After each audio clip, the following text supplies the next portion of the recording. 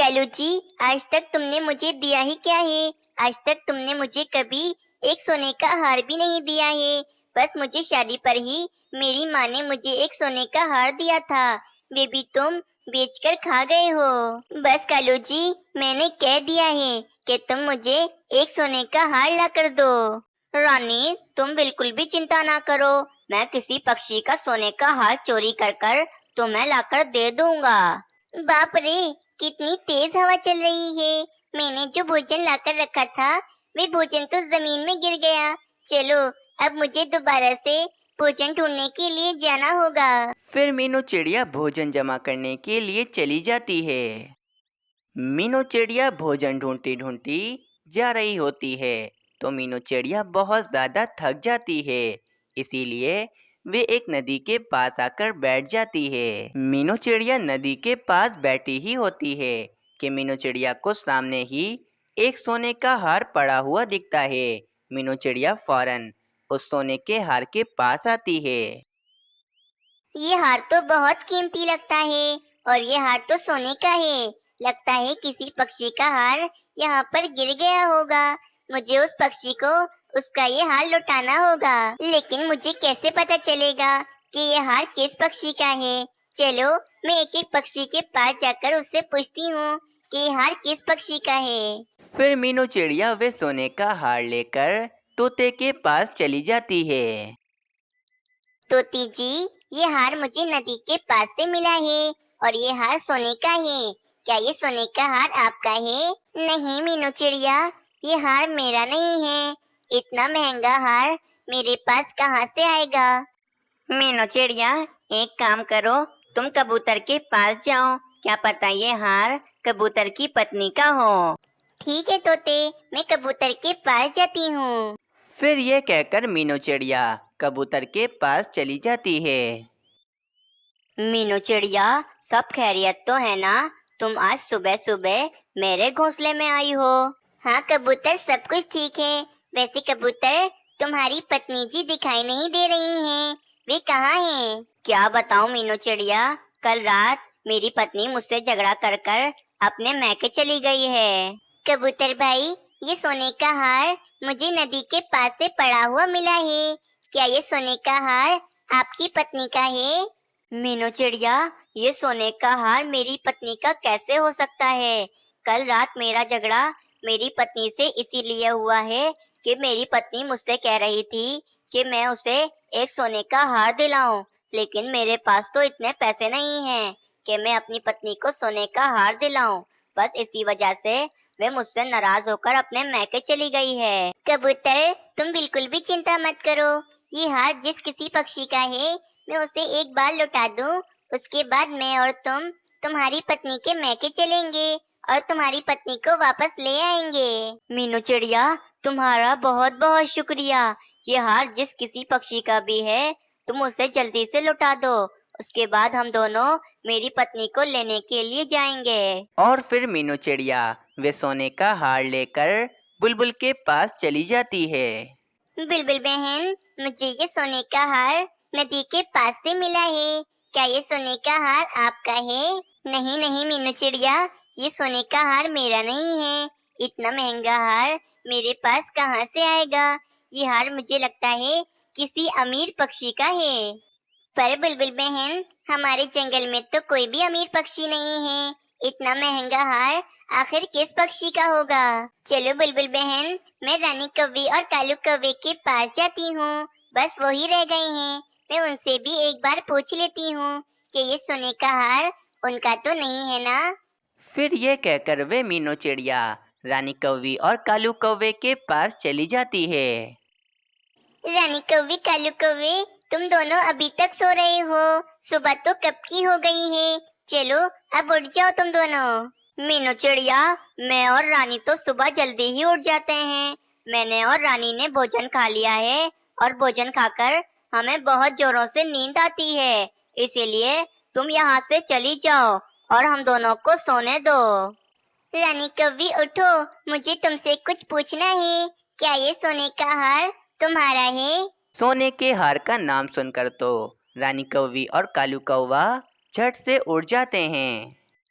हाँ हाँ मीनू चिड़िया, ये सोने का हार मेरा ही है। इस सोने के हार को मैं कब से ढूंढ रही थी। तुम्हें ये हार कहाँ से मिला? वो रानी कौवी, ये सोने का हार मुझे नदी के पास से मिला है। ये हार पक्का तुम्हारा ही है ना? हाँ हाँ मीनू चिड़िया, ये सोने का हार मेरा ही है। ये सोने का हार शादी के वक्त मेरी माँ ने मुझे तोहफे में दिया था। रानी कौवी, ये सोने का हार बहुत महंगा लगता है। ये हार मैं तुम्हें अभी दे रही हूँ और आगे से इस हार को तुम संभाल कर रखना। फिर वे मीनू चिड़िया वे सोने का हार रानी कौवी को देकर वहां से चली जाती है।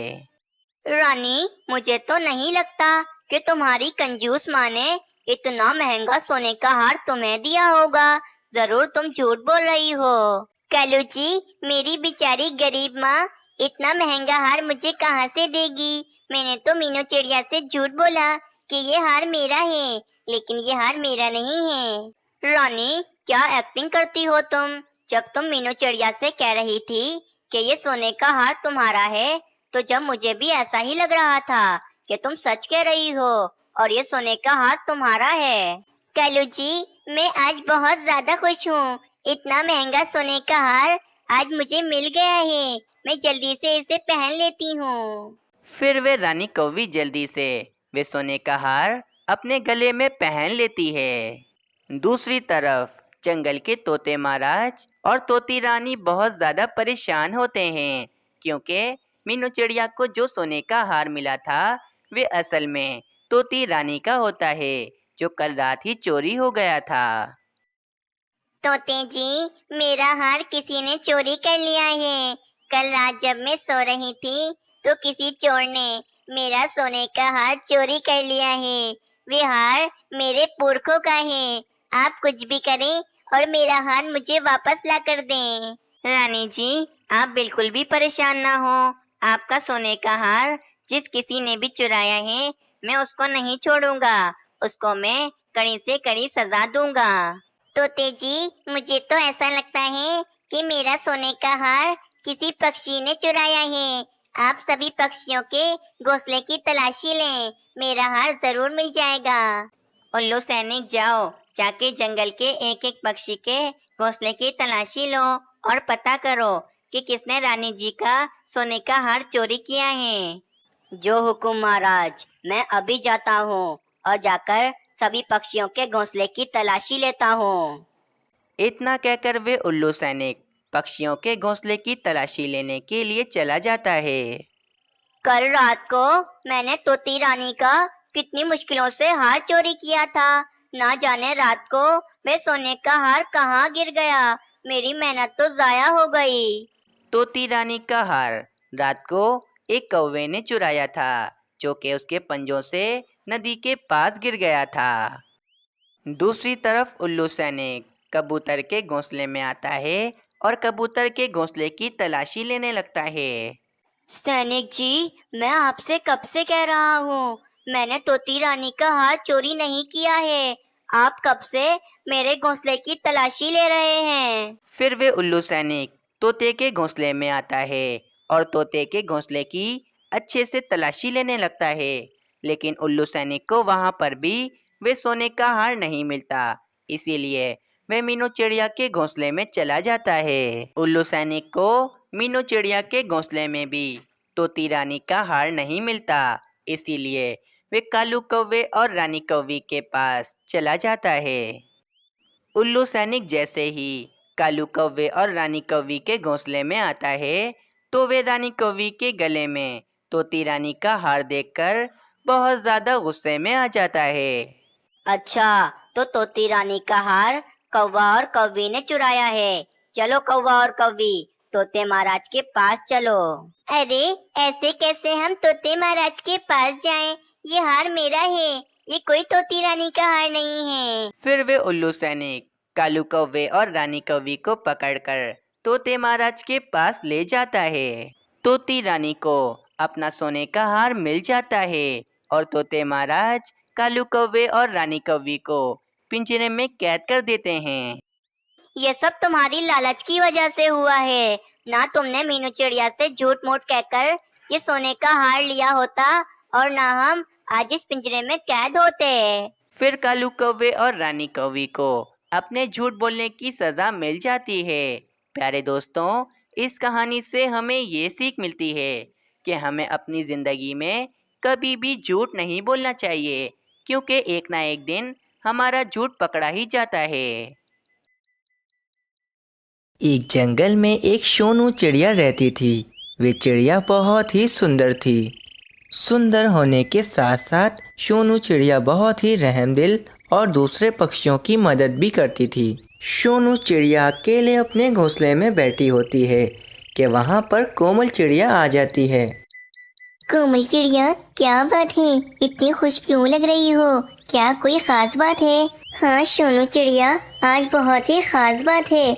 इस कारण मैं आज बहुत ज्यादा खुश हूँ। सोनू चिड़िया, मैं कब से तुम्हारी शादी के लिए कोई सुंदर और सुशील चिड़ा ढूंढ रही थी, लेकिन आज मुझे तुम्हारे लिए एक बहुत ही सुंदर और सुशील चिड़ा मिल गया है। वे चिड़ा बहुत ही अमीर है और बहुत मेहनती भी है। सोनू चिड़िया, वे तुम्हें बहुत ज्यादा खुश रखेगा। हाँ हाँ कोमल चिड़िया, वे चिड़ा बहुत अच्छा होगा। लेकिन कोमल चिड़िया, उस चिड़े का नाम क्या है? सोनू चिड़िया, इस चिड़े का नाम बबलू चिड़ा है और वे बबलू चिड़ा आज तुम्हें देखने के लिए तुम्हारे घोंसले में आएगा और मुझे पूरा यकीन है कि बबलू चिड़ा तुम्हें बहुत पसंद करेगा, क्योंकि तुम खुद भी बहुत सुंदर हो।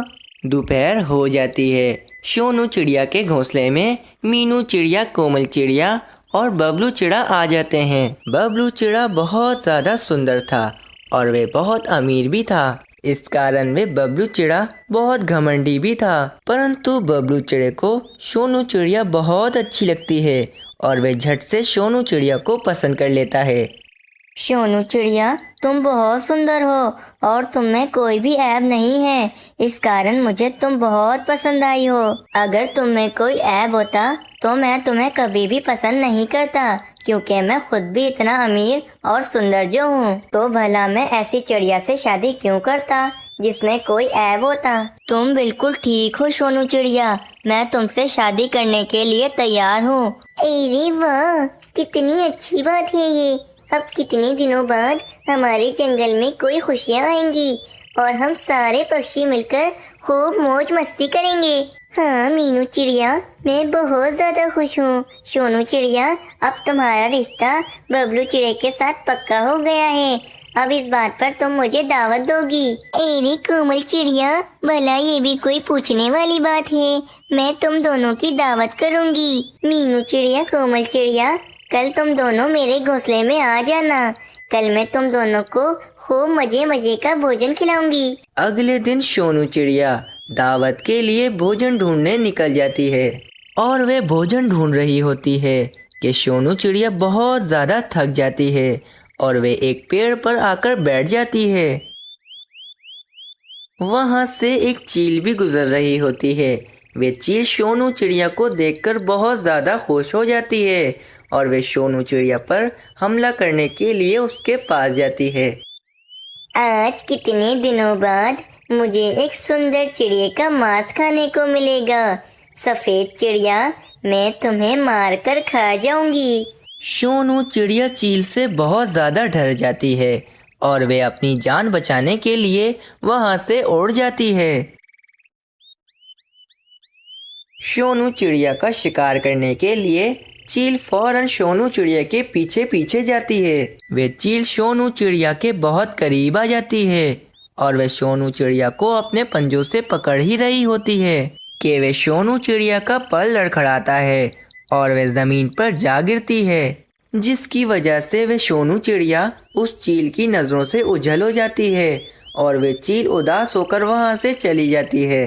बेचारी सोनू चिड़िया चील की वजह से ज़मीन पर जा गिरती है और इस कारण इसका एक पर भी टूट जाता है और बहुत ज़्यादा खून भी निकल रहा होता है। सोनू चिड़िया बिल्कुल निढाल हो चुकी थी और इसे काफ़ी दर्द भी हो रहा था।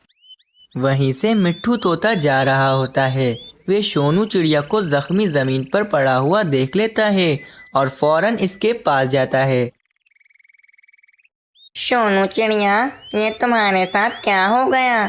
तुम्हारा ये पर कैसे टूट गया? तुम्हें कितना दर्द हो रहा होगा। तुम्हारा कितना खून भी निकल रहा है।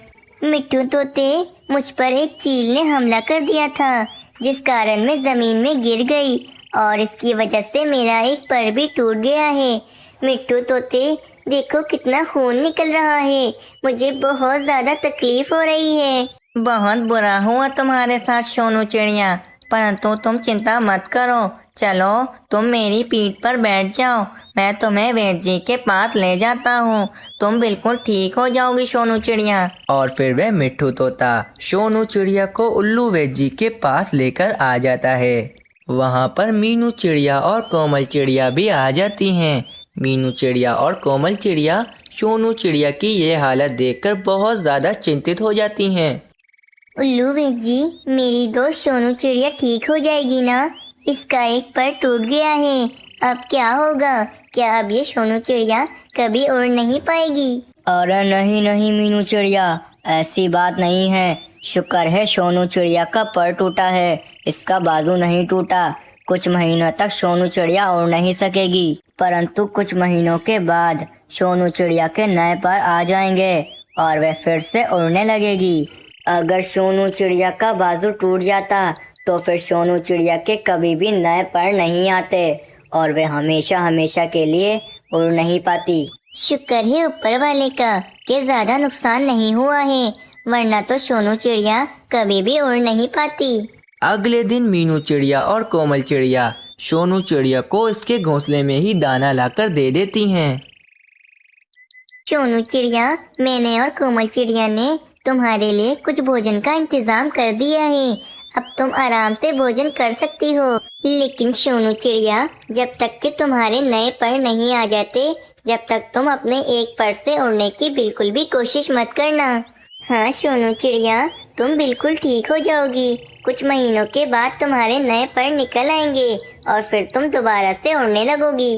हाँ मीनू चिड़िया, कोमल चिड़िया, परंतु तुम दोनों का बहुत बहुत धन्यवाद, और तुम दोनों मेरी सच्ची दोस्त हो। एक सच्चे दोस्त का पता तभी लगता है जब वे हमारे मुश्किल वक्त में हमारे साथ खड़ा हो, और तुम दोनों मेरी बहुत मदद कर रही हो। देखना कोमल चिड़िया, मीनू चिड़िया, एक दिन आएगा जब मैं भी तुम दोनों की बहुत मदद करूंगी। ये सब बातें हो रही होती हैं कि वहाँ पर बबलू चिड़ा आ जाता है और वह सोनू चिड़िया के बाजू पर पट्टी बंधा हुआ देख बहुत ज़्यादा गुस्सा होता है। सोनू चिड़िया, ये तुमने क्या कर दिया अपने साथ? अपना एक पर ही कटवा लिया, अब तुम कभी भी उड़ नहीं सकोगी। तुम्हारे अंदर एक कमी आ गई है सोनू चिड़िया, अब मैं इस कारण तुमसे कभी भी शादी नहीं करूँगा। ये तुम क्या कह रहे हो बबलू चिड़ी? तुम मेरे साथ ऐसा नहीं कर सकते, और वैसे भी ऐसा नहीं है कि मैं कभी उड़ नहीं सकती। तुम देखना बबलू चिड़े, मैं कुछ महीनों के बाद फिर से उड़ने लगूंगी।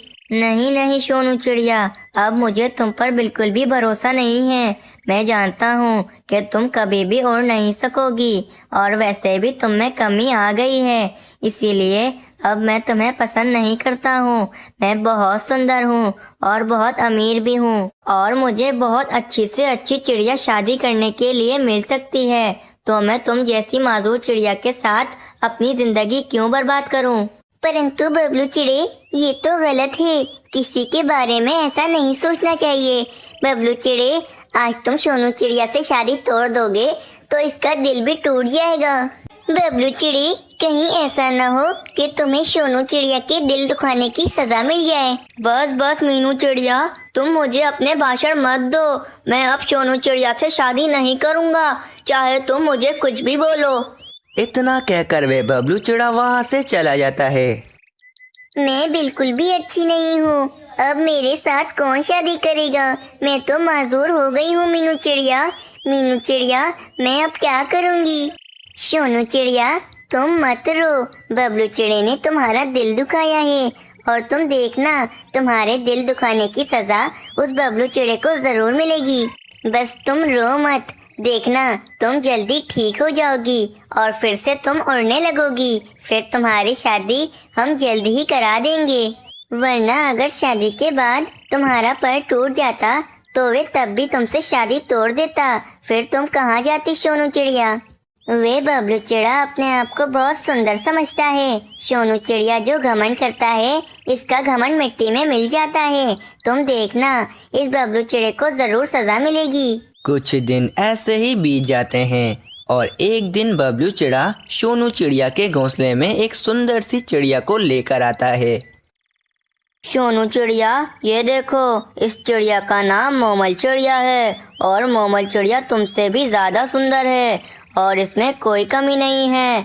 बहुत जल्द ही मेरी और मोमल चिड़िया की शादी हो जाएगी। शुक्र है मेरी तुम जैसी माजूर चिड़िया के साथ शादी नहीं हुई, वरना मेरी ज़िंदगी तो बर्बाद हो जाती। जो हुआ अच्छा हुआ। सोनू चिड़िया, देखो मुझे कितनी सुंदर मोमल चिड़िया मिल गई है। अब मेरी मोमल चिड़िया के साथ जल्द ही शादी हो जाएगी। मोमल चिड़िया बहुत ही सुंदर थी, परंतु मोमल चिड़िया बबलू चिड़े से भी ज़्यादा घमंडी थी और मोमल चिड़िया को अपनी सुंदरता पर बहुत ही नाज था। बबलू चिड़े की तरह मोमल चिड़िया को भी माजूर और ऐब वाले पक्षी बिल्कुल भी पसंद नहीं थे। बबलू चिड़ा बस इतना ही कहकर वहाँ से चला जाता है और बबलू चिड़े की बातें सुनकर सोनू चिड़िया बहुत ज़्यादा उदास हो जाती है। कितने दिन हो गए हैं, परंतु अभी तक मेरे नए पर नहीं आए हैं। ना जाने मैं कब फिर से आकाश में उड़ पाऊंगी। अगले दिन मीनू चिड़िया अपने भाई मानो चिड़े को लेकर सोनू चिड़िया के घोंसले में आती है। सोनू चिड़िया, आज कितने दिनों बाद मेरा भाई वापस हमारे जंगल में आया है। और तो और इसने बहुत मेहनत की है। और मानो चिड़े ने अपनी एक गंदम की फसल और एक चावल की फसल लगाई थी, जो अब बड़ी हो गई है। और अब मेरा भाई मानो चिड़ा बहुत अमीर हो गया है। वाह मीनू चिड़िया, ये तो बहुत ही अच्छी बात है। मानो चिड़ा बहुत ही रहमदिल और अच्छा होता है। वे सोनू चिड़िया की सुंदरता से बहुत ही मुतासिर होता है और मानो चिड़े को सोनू चिड़िया बहुत ही पसंद आ जाती है। सोनू चिड़िया, तुम बहुत सुंदर हो, क्या तुम मुझसे शादी करोगी? मानो चिड़ी, ये तुम क्या कह रहे हो? मेरा तो एक पर भी नहीं है, क्या तुम फिर भी मुझसे शादी कर लोगे? सोनू चिड़िया, ऐसे क्यों कह रही हो? अभी तुम्हारा एक पर नहीं है तो क्या हुआ, कुछ महीनों के बाद तुम्हारा नया पर निकल आएगा और तुम फिर से उड़ने लगोगी। सोनू चिड़िया, तुम में कोई कमी नहीं है, तुम बहुत ही सुंदर हो सोनू चिड़िया। मानो चिड़े की बात सुनकर सोनू चिड़िया बहुत ही खुश होती है और वह मानो चिड़े से शादी के लिए तैयार हो जाती है। सोनू चिड़िया, मैं बहुत ही जल्द तुम दोनों की शादी करवा दूंगी। कितना मजा आएगा तुम दोनों की शादी में। मीनू चिड़िया बहुत ही ज़्यादा खुश हो जाती है। जब ये बात बबलू चिड़े तक पहुंचती है तो वे बहुत ज़्यादा हैरान हो जाता है। मानो चिड़ा तो मुझसे भी ज़्यादा बेवकूफ़ निकला। मानो चिड़ा तो मुझसे भी ज़्यादा अमीर है। वे बेवकूफ़ मानो चिड़ा उस माजूर चिड़िया से शादी कर रहा है। चलो छोड़ो इस मानो चिड़े को, मुझे क्या है, वे किसी से भी शादी करे। मैं एक काम करता हूँ, मैं जंगल के आखिर में जो गुफा है उधर जाता हूँ। काफ़ी पक्षी कहते हैं कि उस गुफा में बहुत सारा भोजन है, परंतु इस गुफा का पत्थर कोई नहीं हटा सकता। मैं बहुत ज़्यादा ताकतवर हूँ, ज़रूर मैं उस गुफा का पत्थर हटा सकूँगा। मैं उस गुफा से सारा भोजन ले आऊँगा और फिर मैं उस मानो चिड़े से भी ज़्यादा अमीर पक्षी बन जाऊँगा। ऐसा सोचकर बबलू चिड़ा जंगल के किनारे एक गुफा के पास चला जाता है। वे गुफा एक बड़े से पत्थर से बंद होती है। ये देखकर बबलू चिड़ा बहुत ही ज़्यादा चिंतित हो जाता है। अरे, ये पत्थर तो बहुत बड़ा है, परंतु मैं कुछ ना कुछ करके इस पत्थर को हटा ही दूंगा। मैंने बड़ा सा पत्थर इस गुफा से हटा दिया तो फिर इस गुफा में जितना भी भोजन होगा वे सारा मेरा होगा और फिर मैं इस जंगल में सबसे अमीर पक्षी बन जाऊंगा। और वे बबलू चिड़ा अपनी पूरी जान लगाकर उस पत्थर को धक्का देने लगता है कि अचानक वे पत्थर हिलता है और वे बबलू चिड़ा अपने आप को इस पत्थर से बचाने की चक्कर में इस पत्थर को धक्का देने लगता है। इस कारण वे बबलू चिड़े के दोनों पर टूट जाते हैं और काफ़ी ज़्यादा खून निकल रहा होता है। थोड़ी देर बाद वहाँ से वेद जी गुजर रहे होते हैं कि वे वेद जी बबलू चिड़े को ज़मीन पर ज़ख्मी पड़ा हुआ देख लेते हैं। उल्लू वेद जी फ़ौरन उस बबलू चिड़े के पास जाते हैं अरे बबलू चिड़े, ये तुम्हें क्या हो गया है? तुम्हारे ये दोनों पर कैसे टूट गए हैं? बबलू चिड़ा उल्लू वैद जी को पूरी बात विस्तार से बताने लगता है। ये तुमने क्या कर दिया बबलू चिड़े? इस गुफा के अंदर जाने की लालच में कितने पक्षी अपनी जान से हाथ धो बैठे हैं, और तुम्हारे तो दोनों बाजू भी टूट गए हैं। अब तुम्हारे नए पर भी नहीं निकलेंगे। अब तुम कभी भी उड़ नहीं पाओगे बबलू चिड़े। अरे ये आप क्या कह रहे हो उल्लू वैद जी? ऐसा कैसे हो सकता है? मैं अब पूरी जिंदगी उड़ नहीं सकूंगा। मैं अब क्या करूंगा? अब मैं मोमल चिड़िया के सामने कैसे जाऊंगा? वे तो मुझसे कभी भी शादी नहीं करेगी। अब मेरा क्या होगा उल्लू वैद जी? और फिर उल्लू वैद जी बबलू चिड़े को इसके घोंसले में पहुंचा देते हैं। और फिर कुछ देर बाद वहां पर मोमल चिड़िया भी आ जाती है। वे भी बबलू चिड़े को दोनों परों से माजूर देखकर बहुत ज्यादा गुस्सा होती है। बबलू चिड़े, अब तो तुम भी माजूर हो गए हो, और अब तो तुम पूरी जिंदगी और नहीं पाओगे। मैं अब तुमसे शादी कर कर अपनी पूरी जिंदगी बर्बाद नहीं करूंगी। बबलू चिड़े, मैं अब तुमसे शादी नहीं करूंगी। मैं जा रही हूँ। मैं किसी दूसरे सुंदर और अमीर चिड़े से शादी कर लूंगी। इतना कहकर वे मोमल चिड़िया वहां से चली जाती है। बबलू चिड़ा बहुत उदास हो जाता है और इससे अपनी गलती का एहसास होता है। वे फौरन सोनू चिड़िया को अपने घोंसले में बुलवाता है। और अब तो सोनू चिड़िया के नए पर आ चुके थे और अब वे उड़ सकती थी। सोनू चिड़िया, ये देखो, मेरे दोनों बाजू टूट चुके हैं और अब मेरे कभी भी पर नहीं आएंगे, जिसकी वजह से मैं अब कभी भी उड़ नहीं सकूंगा। सोनू चिड़िया, मुझे माफ कर दो। मैंने तुम्हारे साथ बहुत गलत किया था। मुझे इसकी सजा मिल गई है। बबलू चिड़े, मैंने तुम्हें माफ किया, लेकिन बबलू चिड़े आगे से कभी घमंड मत करना। मुझे बहुत दुख है बबलू चिड़े कि अब तुम कभी उड़ नहीं सकोगे। लेकिन बबलू चिड़े, आज के बाद तुम कभी भी किसी पक्षी के साथ गलत मत करना। और फिर इस तरह बबलू चिड़े को अपने किए की सजा मिल जाती है। फिर कुछ दिनों के बाद सोनू चिड़िया और मानो चिड़े की खूब धूमधाम से शादी हो जाती है। इस कहानी से हमें ये प्रेरणा मिलती है कि हमें कभी भी दूसरों को खुद से कमतर नहीं समझना चाहिए और ना ही किसी का दिल दुखाना चाहिए, क्योंकि जो दूसरों का दिल दुखाते हैं वे खुद भी कभी खुश नहीं रह पाते हैं।